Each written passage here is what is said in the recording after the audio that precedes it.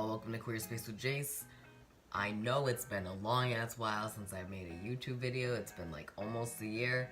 I apologize, I've just been busy and mental health and lazy and whatnot to make a video. But if you do want to actually keep up with my updates on like my transition and whatnot, I suggest following my Instagram because I post more there because I can just post a picture and then include a caption, or I rant a lot in my story about like trans related things. So I'm just gonna go kind of in order-ish of a lot of things that happened within the past year that I may or may not have mentioned since the last video I made about updates. Last year, February 9th, 2018, is when I got my name and gender marker approved by a court. I got approved! After that, I got my social security number changed in March of 2018, name and gender. So just a reminder that I live in California.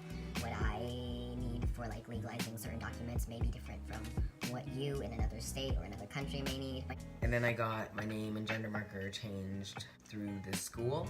I got my state ID changed in May, earlier May. Later May, I graduated, got my name called at graduation. Jace Daniel Wong. July of last year, I got a top surgery consultation. My insurance is Kaiser. I'm going to be getting top surgery, double incision, later this year, May 10th, 2019, with Dr. Winnie Tong at San Francisco's Kaiser Hospital. Around September of last year, I switched from intramuscular shots in my thigh to subcutaneous shots in my side because it's easier and it's less painful. And as my thigh started getting like more tense, like more muscle in it, it became harder to inject, and all that shot anxiety was induced. I'm nearly 2 years on T. February 24th is my anniversary for being on T. And then if you would like details on name and gender change process, I have gotten pretty much everything done except for passport and birth certificate because my mom lost my birth certificate, so all I have is an affidavit. But the information that I provided, the vitality records to find my original birth certificate, they don't have enough information, so they can't find it for me, so I don't know if that's really a big deal or not. This information that I'm gonna show is specifically pertaining to Californians, and then the resources, the first resource is pertaining to other states. I think it's in my How to Get on T and Gender Therapy, parentheses, in California, video where I say and show like a list of like documents that I needed or might have needed within California for like legalization of documents and whatnot. I think that's it. I mean, there are also some other great fun things that happened last year where I went to APINC, Asian Pacific Islander Equality of Northern California, event where it was for trans and gender nonconforming Rights and Empowerment Day.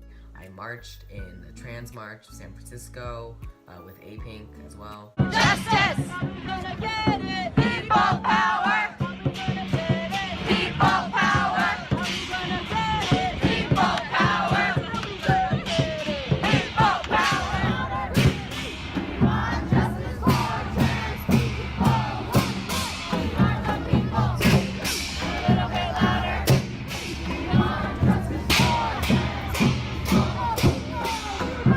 We'll never be discriminated! Yeah, I think that the people united! The people united!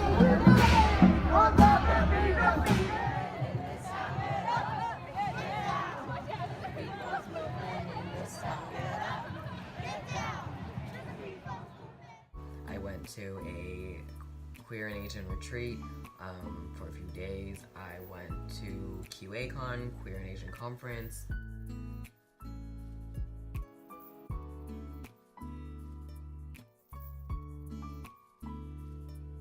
I got to meet Ryan Casada and Joe Stevens. Ryan Casada, most people know who he is. He's a trans guy, he's a singer who isn't on T. And then Joe Stevens is a trans guy who has been living as a trans man for well over 10 years, and he had written some music for the musical Albert Cashier the Musical, which is about a trans man in the Civil War. Albert Cashier was a real person. He was born female and enlisted in the Civil War and fought as male.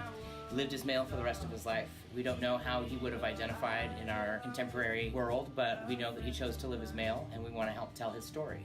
3 years ago, we decided to adapt Albert's story into a musical. We did a production in Chicago. We had readings in Los Angeles at the Chicago Musical Theater Festival, and now we are going to New York. Otherwise, I'm planning to go to QACon again later this year.